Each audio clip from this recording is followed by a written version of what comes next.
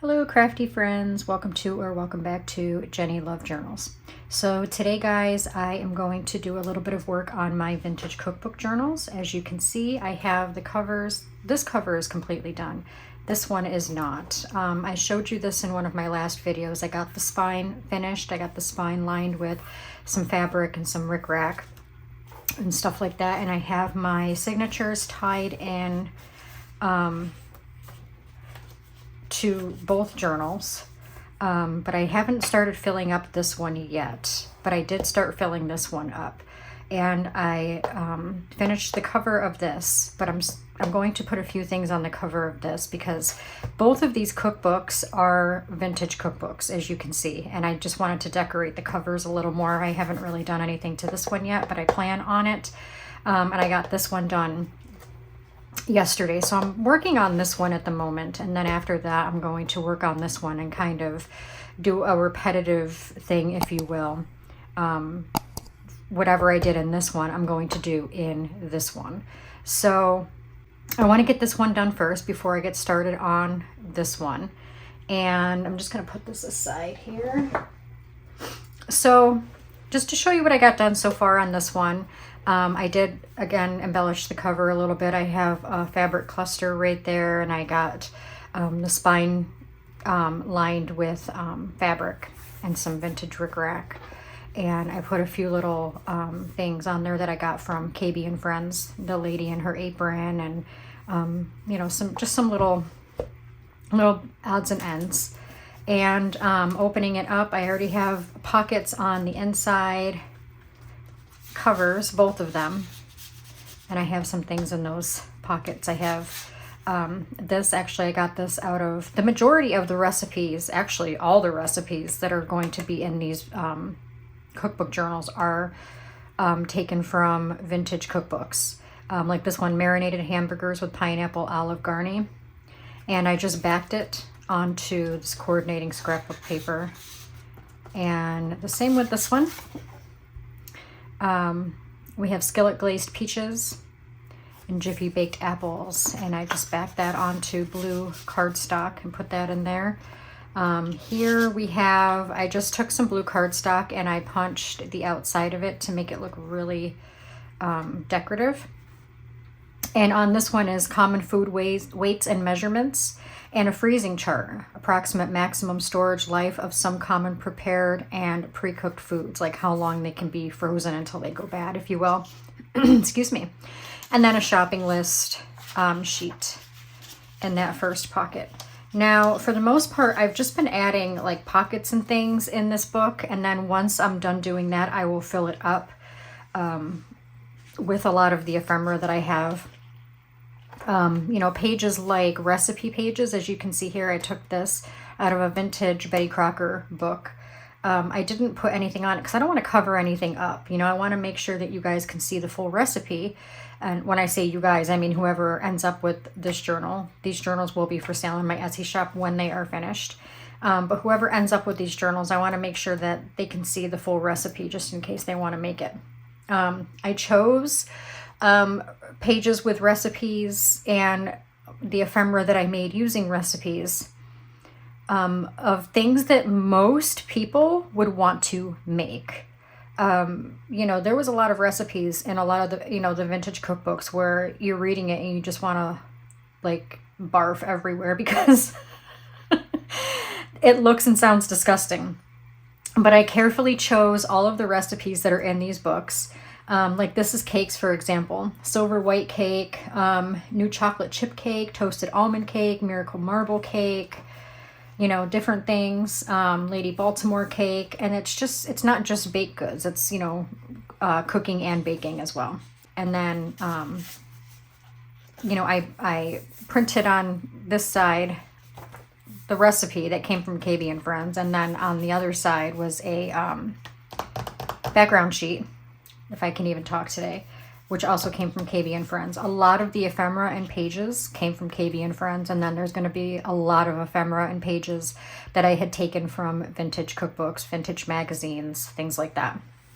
Like this, for example, I took this out of a vintage cookbook and I glued it on the page as a pocket, and then I made this tag which I thought came out really super cute. And I just put that in there. This is just a piece of scrapbook paper that I incorporated into the signature. Obviously, everything isn't done. So what I want to do on camera today with you guys is I want to make a few more tags. I have some tags already cut out here. I took vintage file folders and I cut out some tags on my Cricut. And I believe I did 6 total. Yeah, because this is one of them. The one I just showed you right here. This is one of them. And then I made another one to go in the other journal, because even though both of them are vintage cookbook journals, they are different color schemes. Like this one is more of a darker primary color and the other one is going to be more of a lighter shade pastel colors, if you will. So I did it so that, and there's 3 signatures in each journal. So I made 6 tags so that each signature would get a tag. So I'm going to make 2 on camera with you guys today that will go in this journal. So let me set this over here. Make sure I'm still in frame. Yes. Okay. So let's start with this one. I have lots of stuff. I even have like this little book that has like Coca-Cola ads. Actually, I love that. I might use that. Flipped right to it because it said, use me. I have some doilies, lots and lots of doilies, but I already used a red doily on the other tag that I just showed you, so I'm not going to do that. I got some vintage number labels here, and here's one in red, so I might use that. And just gather a few things here, and then we'll put it all together. One thing I want to show you that I made yesterday. I was going to do it on camera, but I decided to just make it. These vintage bingo cards, they are from a game, Milton Bradley bingo game, apparently from Springfield, Massachusetts, because it says it right on the card. But I took these vintage bingo cards and I decorated them to go in the journals. I did 2 of them, one for this one. Let me show you the one I did for the other one. Because like I said, they are 2 different color schemes, even though they're both the same, you know, both vintage journals. Here's the tag that I made for the other journal. And then the bingo card, which I love this. I love how this turned out. But that's basically what we're going for. And let me just show you really quick a lot of the ephemera that I made to go in these journals. Lots of recipes, like speedy strawberry shortcake. And I took these recipes, I cut them out, rounded the corners, or, you know, used decorative corner rounders, and backed them onto coordinated scrapbook paper or cardstock. This came out of a vintage date book. This is a vintage recipe, blank recipe card. I'm going to incorporate this somehow. It is Hints and Quick Tricks. Another one of these, you know, Western salad. Substitutions that are safe, like you can substitute, you know, flour for sifted all-purpose flour. You can use sifted cake flour. Instead of baking powder, excuse me, you can use cream of tartar, different things. And I backed all of these.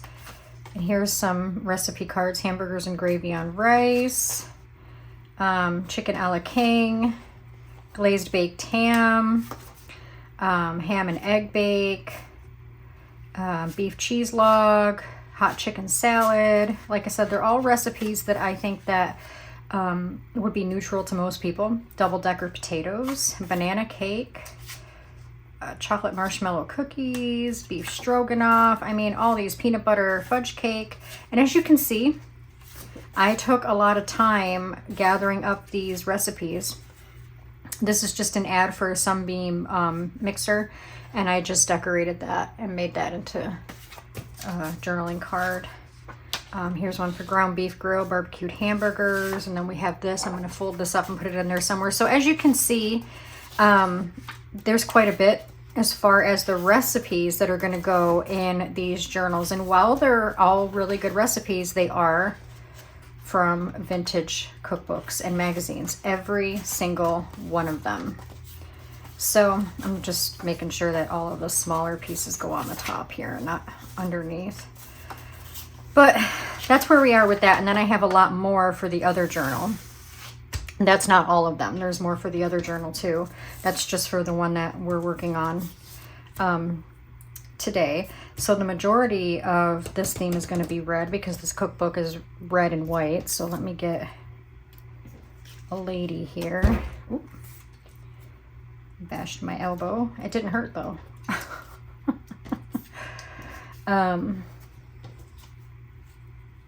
don't know. I think I like her the best.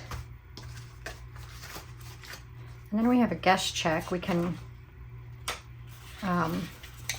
play with that.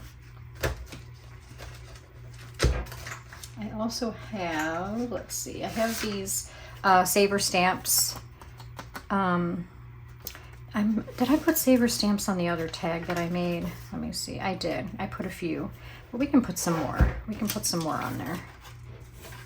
All right. So what I think I'm going to do is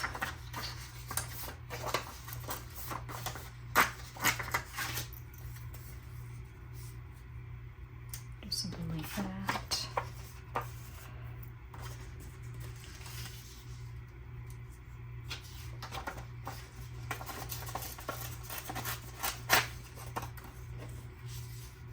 I want to make sure that the guest check isn't going to be too wide, and it's not. I'm going to tear it down just a tiny bit more.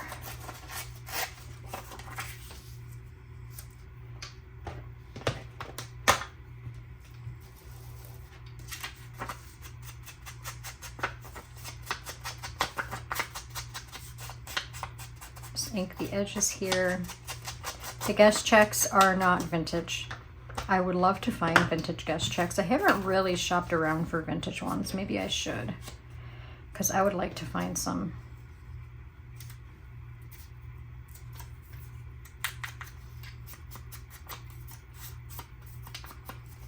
But we can do what we can to make them look old.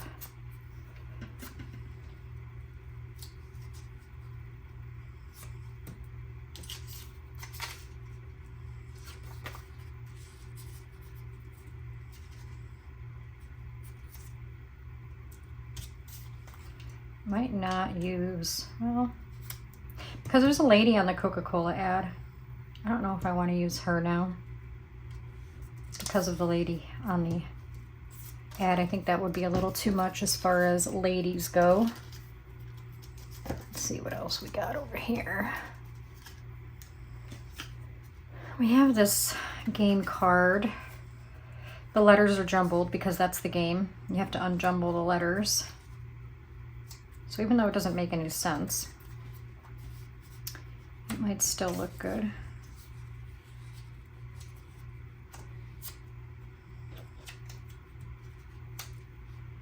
I can put a couple of these on there.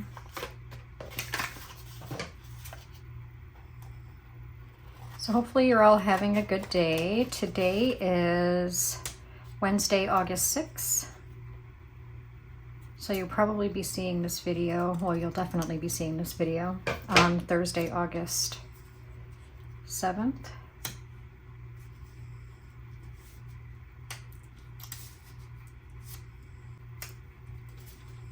Okay, let's go with that. It is another hot, very, very hot day here in South Florida, well, Southwest Florida. Let me zoom in a little bit, just so you guys aren't too far away. It's like 100 degrees out, or something like that. But it's like I've said before, and I'll always say, it is Florida, so what do you expect? However, even though it's Florida, we're still in like a very hot, unusually hot summer. Usually it's in the 90s, not in the hundreds in the summer. I remember about 2-3 years ago, it was a very hot summer down here too, and it was up in the hundreds. Like there was days where it would get up to be like 115 degrees. And that was the last summer that I went to Disney World in the summer. My husband and I mean, well, my husband likes Disney World, but I am a huge Disney World fanatic, huge. So I try to go as often as I can. And, you know, we only live about 2.5 hours away from Disney World or something like that. So, we go often, but a couple summers ago, about 2 years ago or so, we went. And it was so hot. I remember one day we went to one of the Disney parks, Hollywood Studios. That's one of my favorite ones. Hollywood Studios and Epcot. Those are my two favorites. But it was 115 degrees. And I will never forget it. We walked in. Now, it wasn't like a waste of money or anything because we have resident passes or annual passes. So, but we walked in and we walked right back out because of how hot it was. We parked our car. We took one of those little trolley things over to the gate. We walked inside and we walked down, you know, the main strip there.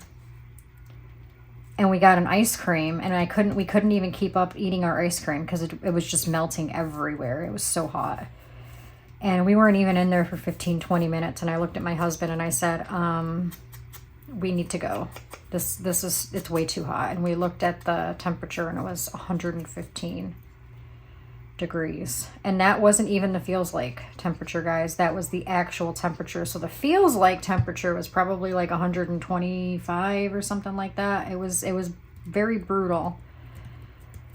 And after that, I said to myself, I will never, ever, ever go to Disney World again in the summer.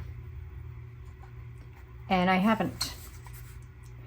And I see people who go to Disney in the summer, and I'm like, how in the heck are you doing this? There's a channel that I watch, a YouTube channel, and I also follow them on Facebook, and I have for the past couple of years now. I don't know if you've ever heard of them, but they're called Lad Baby. That's the name of their page and their channel and stuff. Lad Baby, Ladbaby. They're British. They're a British couple, and they are hilarious. They are the cutest, most hilarious British couple. And she is a lot like me in so many ways because her favorite things in life are Disney World, and Christmas. And that is me 1,000,000%. And so I get a kick out of her when she gets excited about those things because, you know, I can relate. But anyways, her husband recently surprised her with a summer trip to Disney World here in Florida. And it's been a very, very hot summer. So I'm like, how on earth are you dealing with that? Like, you've come from England where, yeah, it's hot in the summer, but it's not scorching like it is, you know, here in America, especially in Southern America. How are you not dying of heat? Like, how do you enjoy yourself when it's so hot? Like, I know some people can probably bear it. I'm just looking for an eyelet. But not me. No, ma'am. And I'm pretty used to the heat. You know, I grew up in upstate New York. I'm looking for a red. I don't know if I have any. I think I only have these pastel eyelets left. So, you know, when I moved to Florida 9 years ago, it took me quite a bit of time to get used to the heat. But I'm pretty used to it now, you know. Like, I can go for a walk. That looks good. Actually, what about the pink? Because of the pink on the guest check. Yeah, I like that. You know, I can go for a walk in 90 some odd degree temperatures and, you know, walk a mile and it doesn't really bother me that much. Like, I'm very used to it now, but to go to Disney World all day or for several days and heat like this, I don't know how people do it.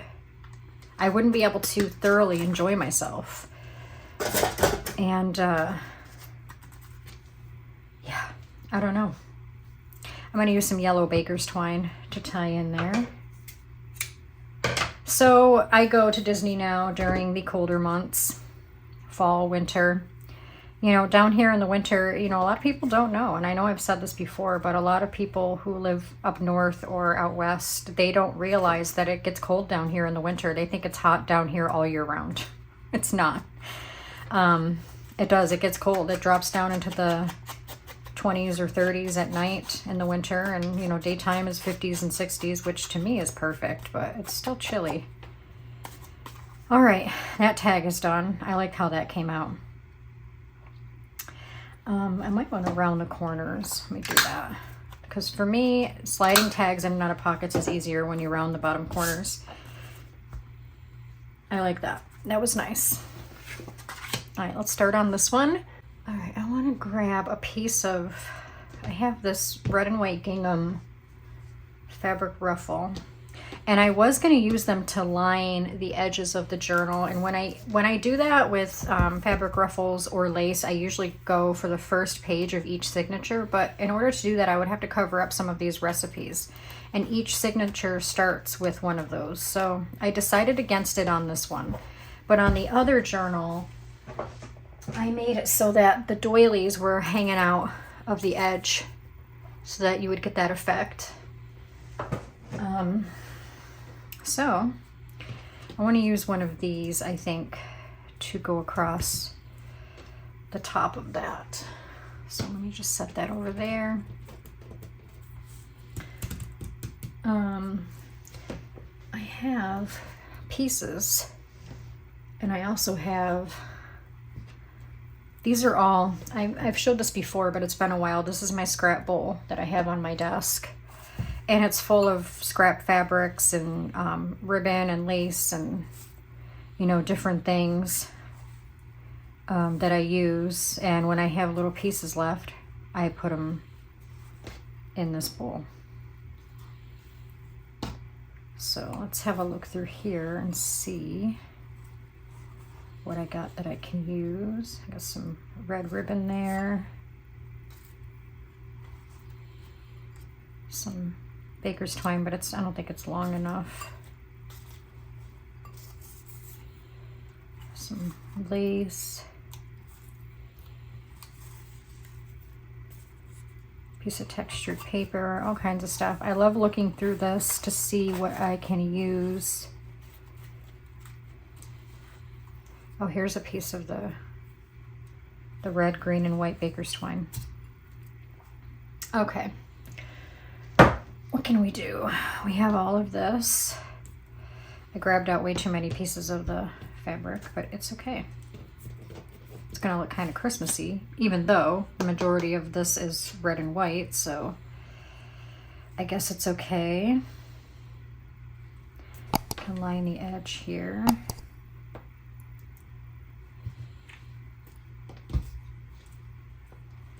But anyways, let me know in the comments where you're from and if it's hot there. I know that the northern states, excuse me, it was pretty hot up there for a while. They were getting a pretty bad heat wave up there. And I've heard that they've gotten some relief, which is good. We were in New York, upstate New York, because again, that's where both me and my husband are from. We were both born and raised up there. And we were up there at the end of June. And it was so hot. And I remember thinking to myself, like, how on earth am I so hot? Like, I live in Florida. Like, and we were at a family, well, I can't say family function. My husband's uncle, unfortunately, passed away. So we were at his celebration of life. And I was sitting there, like, fanning myself. And my husband's cousin looked at me, you know, in a joking way. She goes, "Oh, stop, you're from Florida." And I'm like, bro, like... This heat is not normal for up here. I said, you know, I'm hot. Like, this is weird because it's hot. So, that looks nice, but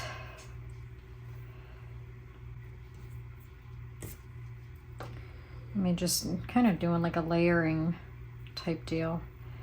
But anyway, come to find out, at that time in June, it was hotter up there than it was down here. We were looking at the temperatures, and the difference was huge. It was amazing, and nobody would believe me. I was like, it was hotter up north than it was down here, and they're like, how? And I'm like, don't ask me. You know, global warming, it's a real thing. This is a 6x6 paper pad, by the way. I thought that the polka dots and the stripes designs looked good. Do I not have any red left? Maybe I used all the red. The stripes, though, it really bugs my eyes. So I try to go for the polka dots. I think I used all the red. Oh wait, no, there's like a darker red I can use. And then I know that there was, you know, like a week or two where the temperatures up north were hotter than they were down here. And my mother still lives in upstate New York. The majority of my family does. And I was talking to her, and she was like, it's so hot up here. And I'm like, yeah, like it's hotter up there than it is down here. It was amazing. I could not believe it. Very, very strange.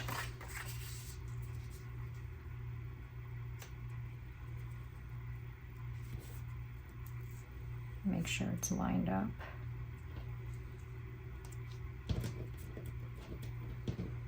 Oh, come on. There we go. My nails are starting to get a little long. I'm not a fan of long nails because I am literally one of those people who can't function. I can't pick things up. I can't. When it comes to long nails, I just can't do it. And I'm going to use my art glitter glue because this is a thicker paper. But anyway, so I don't let my nails grow out too long. A little bit, just a little bit. But I keep them a certain length, and they're starting to get a little beyond that length. And I struggle. And if you hear a weird noise, my dog is snoring just like he does when I'm filming every single time. I have for those of you who don't know, I've said this before. I think I've even included a photo of him in one of my past videos. I have a Jack Chai. He is a Jack Russell Chihuahua mix. He is my baby. But he looks more on the Chihuahua side. He looks more like a Chihuahua than a Jack Russell. But he's got 2 beds in my craft room. So whenever I'm in here crafting, which is every day, pretty much, he's in here snoozing. And snoring. And I just heard what sounded like nails, like his nails going across the floor. I don't know if my camera picked that up. Did you guys hear that? But he's sleeping in his bed. It wasn't him. You can probably hear him snoring. That was really weird. I was like, okay, I just heard him snoring, but he must have just got up to walk around, and I looked behind me and he's still in his bed snoring. Very, very strange. Alrighty.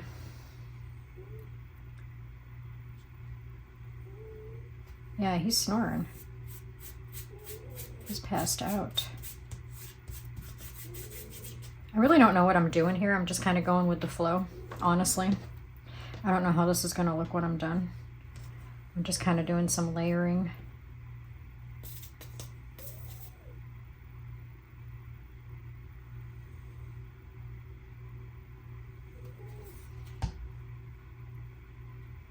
Put this across the top here. It's kind of a collage, if you will. And that wasn't the gingham fabric. This is gingham fabric, but that was gingham ribbon. And you can see, if you see the edges, there's like a glittery edge. I'm probably going to put a lady on this one, though.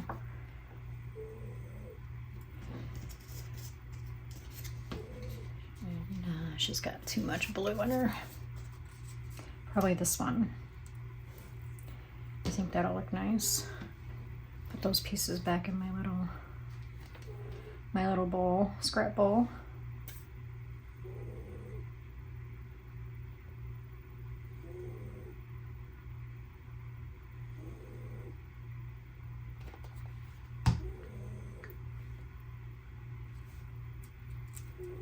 I got glue all over. See, it's like sticking to me.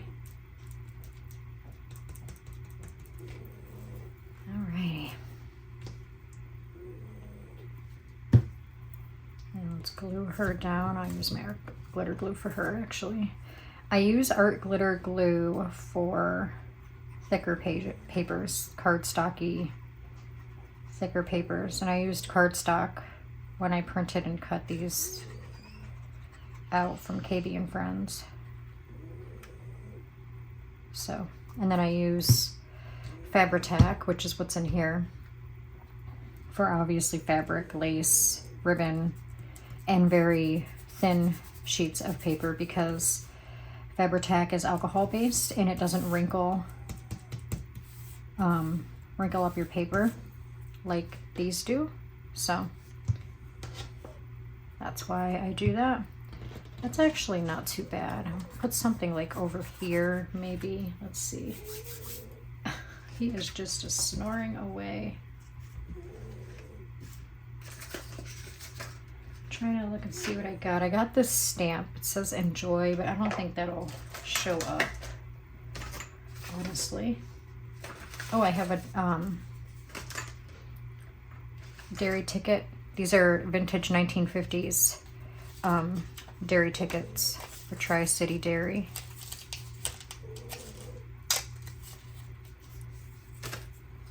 We can put, oh yeah, that's cute. I like that. And then we'll put our piece of fabric ruffle across the top.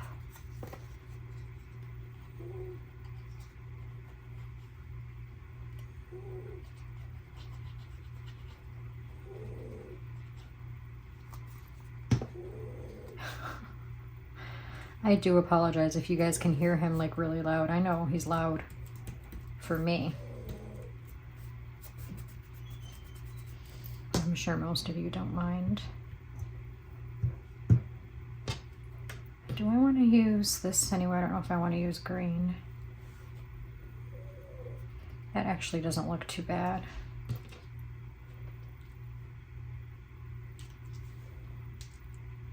This has little pearls on it, so it's going to be difficult to put it in and out of pockets, so I'll pass on that one because it'll get caught on the pockets when you go to slide it down in.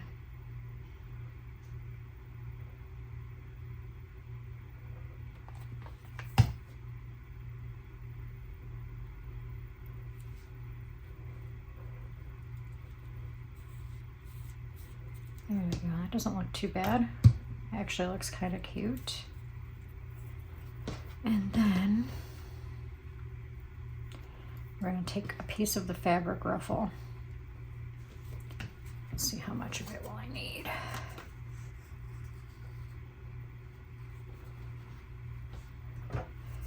So what I do is sometimes I'll just take a whole day and I'll sit here and make a bunch of fabric ruffles from all different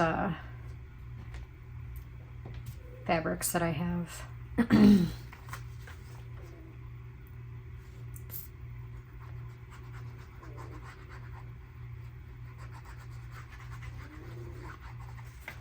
then I cut them up and use them into, you know, pieces, or I use the whole thing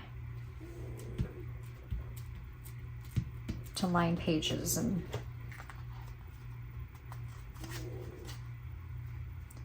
things like that. Don't worry, I'm going to cut around that to still give it its tag shape.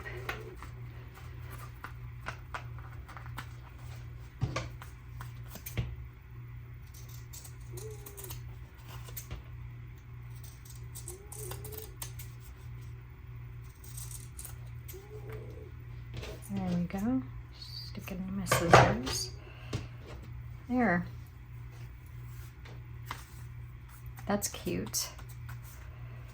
So there's the other one. We didn't need to put anything through the eyelet, obviously, because we covered it up with the ruffle. All right, so I will let you guys go here in a minute, but let me do a little bit of work in here with you guys with me. This is a pocket. Like I said, the majority of, or pretty much everything in here I've taken from vintage and antique cookbooks, magazines. This is a KB and Friends digital, and I made it into a paperclip. Like this refrigerator, I cut it out of a 1926, excuse me, Better Homes and Gardens magazine. And I don't know if I got the first, I think I was in the second signature.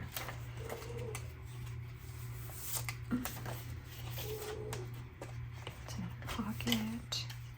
I can probably put one of these tags in that pocket, or even the bingo card, actually. What about that? Yeah, I like that. This is, I made this like a side pocket.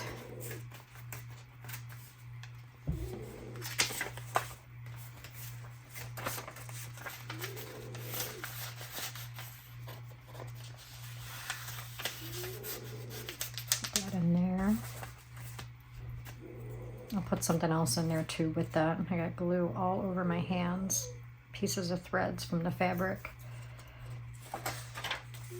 Like I said, for the most part, I'm going to fill this up once I'm done putting in a lot of the pockets and tucks and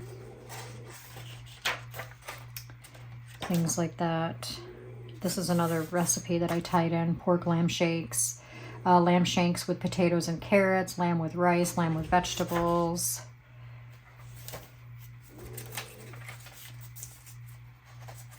I made these, a lot of the ephemera that came with KB and Friends, I made into pockets.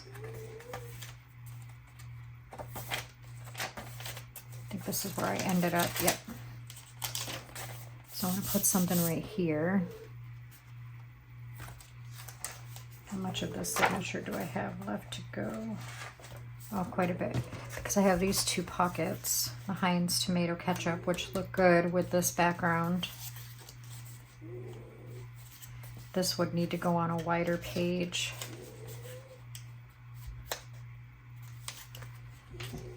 Let's go ahead with that. So the next video that will be coming out will be on Saturday. Again, you should be seeing this on Thursday. So the next video will be Saturday. And that will either be more work in these journals or the flip through, depending on whether or not I get them done by the end of the week. Hopefully I'm in frame.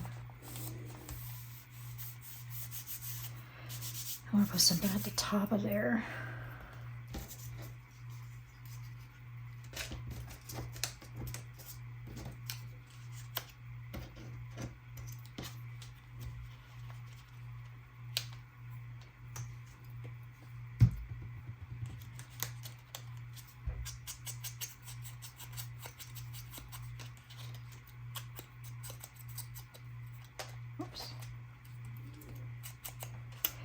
Oh, my house is starting to smell so good. I have dinner in the crock pot today, and I don't know what you would call it, honestly. It's a recipe that I kind of made up. Well, I mean, I didn't make it up myself. I've seen it made before, but I kind of tweaked it myself. But it's been a family favorite for quite a while now, and I make it every once in a while. It's like a creamy chicken and gravy over mashed potatoes kind of deal. So what I do, since I'm making a cookbook journal, I can tell you really quick what it entails. What I do is I take cream of chicken soup, and I put that in the crock pot. And then I got this out of another vintage magazine. I don't know if I want to make it into a pocket or just glue it onto the page. Probably a pocket, so I'm going to have to back it. But anyways, cream of chicken soup. Sorry, I'm trying to find cardstock here and I'm losing my concentration. Will it fit on an index card? It will. Okay. So yeah, cream of chicken soup. I do 1 can per piece of boneless, skinless chicken breast. So like today I did 3 pieces of boneless, skinless chicken breast. So 3 cans of cream of chicken soup. And then 1 tablespoon for each can of soup. So in my case, 3 tablespoons of brown gravy mix. And I get the low sodium one for my husband's sake. And 1 tablespoon for each. So for me, 3 tablespoons of ranch seasoning, the dry ranch seasoning. And then I mix it all together, and then I put my chicken breast in there and coat it. Put it on low for about 7 hours. And then in about 5-6 hours in, I take the chicken breasts out and I shred them up. And then I put them back in for another hour or so. And then I make mashed potatoes. And we put mashed potatoes on the plate. And then put the chicken and gravy over the top of it. And then we'll get some Hawaiian rolls or croissants, obviously, to dip it in, because, you know, you can't have like a gravy type dish without having some sort of bread to dip it in. So anyways, that's what I'm making today. And I put it in the crock pot, what time is it? 2 o'clock, about 3 hours ago. And I'm starting to smell it all the way down the other end of the house here in my craft room. And my house is pretty big, so it takes a while to start smelling the crock pot when I'm all the way down here at the other end, but it's really, really good. So if you ever want to try it, you know, it's, so for 1 chicken breast, 1 can of cream of chicken soup, 1 tablespoon of brown gravy mix, 1 tablespoon of ranch seasoning, and then of course your chicken breast. Depends on how many people you're making it for. And put it over mashed potatoes. So, so, so good. Kind of reminds me of the turkey stuff they used to make in school way back in the day for like holidays, you know, like right before they let you out for Thanksgiving break or Christmas break. They would serve you something like that, but instead of chicken, it was like turkey and gravy over like mashed potatoes or rice. Who's old enough to remember that? Because I don't think they still do that. I could be wrong, but when my kids were in school, all 3 of my daughters have graduated, so it's been a while since even they've been in school, and I've never heard them say that they've had that. So let me know if that used to be something that you had in school. And if you end up trying the recipe, let me know. How did you like it? It's like I said, it's a family favorite in my house. But only one of my 3 daughters lives at home. 2 of them are grown now. They're in their 20s and moved out and have careers. And so my youngest daughter, she's 18. She'll be 19 in a few weeks. She's still here. And so I still make stuff like that. There we go. That'll be a tuck. And I think that'll be enough for today. I think I'm going to let you guys go. Actually, I think I'm going to put this right here. This page was came out of an antique book, Virginia Campbell. All of her handwritten recipes were in a book, and it was from the 1930s, I want to say. And I found the book, the original. It wasn't a copy. And I incorporated some of her pages in these journals. Unfortunately, I had to cut them down, so the whole recipes aren't there because they were big pages. So in order to fit those in the journals, I did unfortunately have to cut them down, but I still wanted them to be in there. If you hear a cat meowing, that's my daughter's cat. She probably let her out of the bedroom and she's probably meowing to get back in. So there's another pocket. I got this out of a vintage cookbook. I just cut this out of the page and then I backed it and put some vintage rickrack up there. And yeah, I'm going to be putting in some more pockets. And that's the end of the second signature, and then I'll be going into the third one. But anyways, yeah, I'm going to leave you guys here. And I hope you enjoyed today's video. Let me know if you got some inspiration. And again, these journals will be for sale in my Etsy shop once they are finished. So stay tuned for either whatever comes first, more work to be done in the journals that I can share with you guys, or the flip through, depending on when I get them done.